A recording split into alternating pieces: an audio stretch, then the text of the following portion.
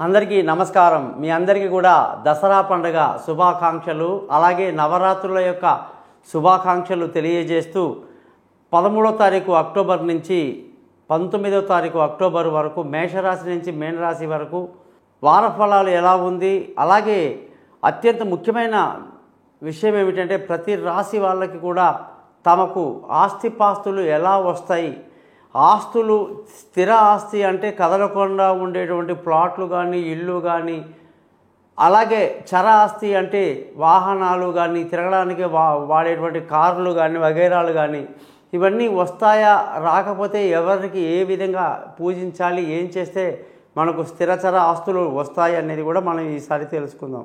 ఈ వారం ఆదివారం నుంచి శనివారం వరకు, ధనిష్ఠా నక్షత్రం నుంచి భరణి నక్షత్రం వరకు, దశమి తిథి నుంచి విధియా తిథి వరకు కూడా ఈ వార ఫలాలు ఉంటాయని తెలుసుకోవాలి. ఈ వారం కానీ గ్రహాల పరిస్థితిని కానీ చూసుకుంటే వృషభ రాశిలో గురు సంచారము, కుజుడు మిథున రాశిలో సంచరిస్తూ, సూర్యుడు కన్యా రాశిలో 17వ తారీఖు వరకు 17 నుంచి మనకి తులారాశిలో సంచరిస్తున్నారన్నమాట. అలాగే బుధ శుక్ర గ్రహాలు తులారాశిలో సంచరిస్తూ, బుధుడు తులారాశిలో సంచరిస్తూ, శుక్రుడు వృశ్చిక రాశిలో సంచరిస్తున్నారు.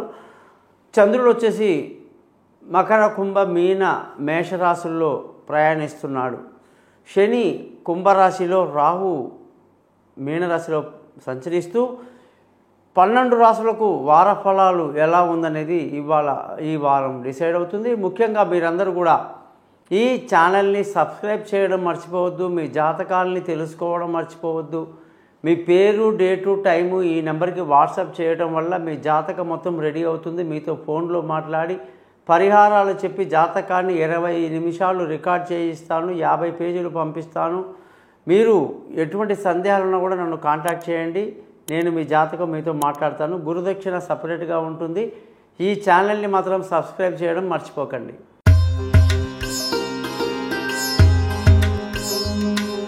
కర్కాటక రాశి వాళ్ళందరికీ 13వ తారీఖు అక్టోబర్ నుంచి 19వ తారీఖు అక్టోబర్ వరకు వారఫలం ఎలా ఉందో ఈరోజు మనం తెలుసుకుందాం.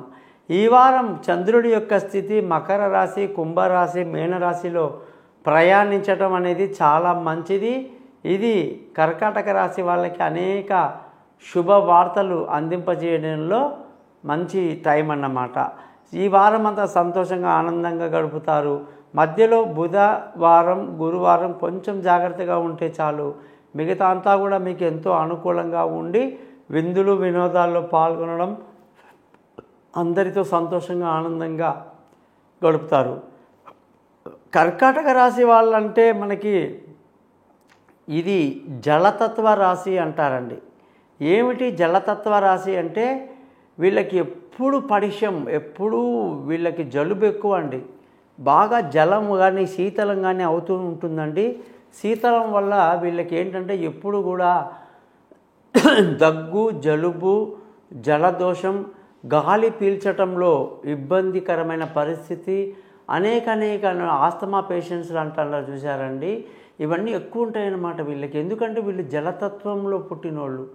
వీళ్ళ రాస్యాధిపతి చంద్రుడు కదండి, ఆయన వెళ్ళి ఏ వాయువు మీదో ఏ నిప్పు మీదో కూర్చున్నాడు అనుకోండి, అగ్నితత్వంలో కూర్చున్నాడు అనుకోండి, కర్కాటక లగ్నంలో పుట్టి ఇంకా వాళ్ళని పట్టించుకోవడం ఎంత అంటే జీవితాంతం.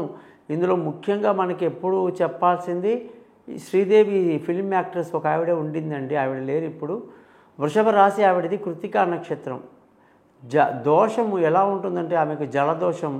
కారణం ఏంటంటే కర్కాటక లగ్నం కాబట్టి చంద్రుడు చాలా ఇబ్బంది పడిపోయాడండి ఆమె జాతకంలో. ప్రతిసారి కూడా జలుబు పట్టేస్తూ ఉంటుంది. జీవితాంతం ఈ యొక్క ముక్కు దిబ్బలతో చాలా బాధపడతారండి వీళ్ళు. మరి కర్కాటక రాశి అంటేనే జలతత్వ రాశి కాబట్టి జలుబు, వర్షాలలో తడవడం, ఎక్కువగా ఏసీలో పడుకోవడం, ఏసీలో తిరగటాలు, చలి ప్రదేశంలో ఎక్కువ సమయం గడపడం అనేది కర్కాటక రాశి వాళ్ళకి మంచిది కాదు. అలాగే వీళ్ళకి స్థిరమైన ఆస్తులు, ఇల్లు, వాహనాలు అన్నీ కలగాలంటే ఖచ్చితంగా వీళ్ళు మహాలక్ష్మి అమ్మవారిని మాత్రమే కొలవాల్సి ఉంటుంది. మహాలక్ష్మికి శ్రీ సూక్తం, కనకధరా స్తోత్రం, లక్ష్మీ అష్టకం, అష్టలక్ష్మి స్తోత్రం, లక్ష్మీ అష్టోత్తరం ఇవి రెగ్యులర్గా చదువుతూ ఎవరైతే తల్లిని గౌరవంగా మర్యాదగా చూసుకుంటారో వాళ్ళందరికీ కూడా స్థిరమైన ఆస్తులు వస్తాయండి. స్థిరచర ఆస్తులు, ఎప్పటికీ విలువైన వస్తువులు, ఆభరణాలు అన్నీ సంపాదించి పెట్టుకుంటారనమాట ఈ రాశి వాళ్ళు. కాబట్టి అలా చేయండి. ఇకపోతే ధన ఆదాయం ఈ వారం చాలా బాగుందండి. అది కూడా మనకు 17వ తారీఖు నుంచే. అంతవరకు సరైన ధన ఆదాయం లేదండి. ఖర్చు ఎక్కువ, రాబడి తక్కువ, కుటుంబంలో మనశ్శాంతి పెద్దగా ఉండకపోవటం 17వ తారీఖు తర్వాత చాలా బాగుంది.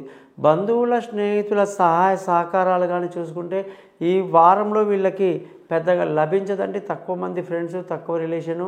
విలువైన వస్తువులు, భూములు, వాహనాలు అన్నీ కొనటానికి ఈ వారం ఈ రాశి వాళ్ళకి ఎంతో అనుకూలంగా ఉందన్నమాట. సంతానం విషయంలో కానీ చూసుకుంటే ఈ రాశి వాళ్ళందరికీ చక్కటి సంతానం అంటే పిల్లల చదువులు, వాళ్ళ భవిష్యత్తు, వాళ్ళ యొక్క దూర ప్రయాణాలన్నీ కూడా కాస్త ఇబ్బందికరంగా కలిగే అవకాశాలే ఉన్నాయి. అంత అనుకూలంగా లేదు కాబట్టి ప్రతి విషయంలో కూడా ఆచితూచి అడుగు వేయాలి. తెలివి తక్కువ నిర్ణయాలు తీసుకొని ఇబ్బంది పడే అవకాశాలు లేకపోలేదు.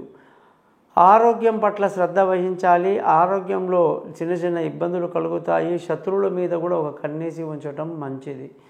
భార్యాభర్తల మధ్య చిన్న చిన్న తగాదాలు, గొడవలు, ఇబ్బందులు లేకపోవడానికి అవకాశం లేదు. జాగ్రత్తగా ఉండాలండి. పెళ్ళి కాని వాళ్ళకు టైం పడుతుంది. దూరంగా ఉన్న వాళ్ళు కలుసుకోవడానికి టైం పడుతుంది. పార్ట్నర్షిప్లో వ్యాపారాలు దెబ్బతినే అవకాశాలు లేకపోలేదు.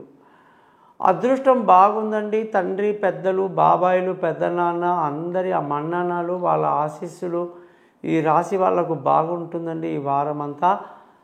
ఉద్యోగం చేసే వాళ్ళందరికీ కూడా ఉద్యోగంలో బాగా ఇబ్బందికరమైన పరిస్థితి. ఏ పని చేసినా అందులో ఈ ఆటంకాలు, అడ్డంకులు బాగా ఏర్పడతాయండి.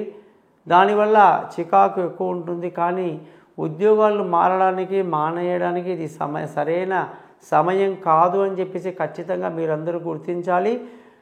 వ్యాపారం చేసే వాళ్ళకి కర్కాటక రాశిలో మంచి లాభాలతో వ్యాపారం బాగా కలిసి వస్తుంది.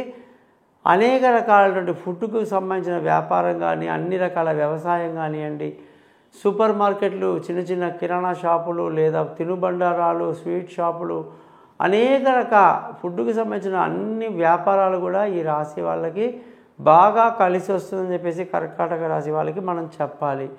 ఖర్చుల విషయానికి వస్తే ఈ వారం ఖర్చులు బాగా అధికంగా ఉండే అవకాశాలు కనిపిస్తున్నాయి. కర్కాటక రాశి వాళ్ళందరికీ కూడా నేను ఎప్పటి నుంచో చెప్పేది ఒకటే, సోమవారం తలస్నానం చేసి ఒక చంద్రశీల అనే రాయిని ఇస్తామండి. 3 క్యారెట్ల బరువు, సిల్వరు, మేకింగ్ ఛార్జీ, పూజ, ఒరిజినల్ సర్టిఫికేటు. దానిని సోమవారం శివాలయంలో పూజలో పెట్టి మీ యొక్క ఉంగరం వెలిగి ధరించి చంద్రమంత్రాన్ని రోజు 10 సార్లు చదువుతూ శివుని యొక్క మంత్రాలు, చంద్రశేఖరాష్టకము, లింగాష్టకం లాంటివి చదవండి. మీ జీవితం చాలా బాగుంటుంది. ఈ ఛానల్ని సబ్స్క్రైబ్ చేయడం మర్చిపోవద్దు. జాతకం కొరకు నన్ను కాంటాక్ట్ చేయడం మర్చిపోకండి. నమస్కారం.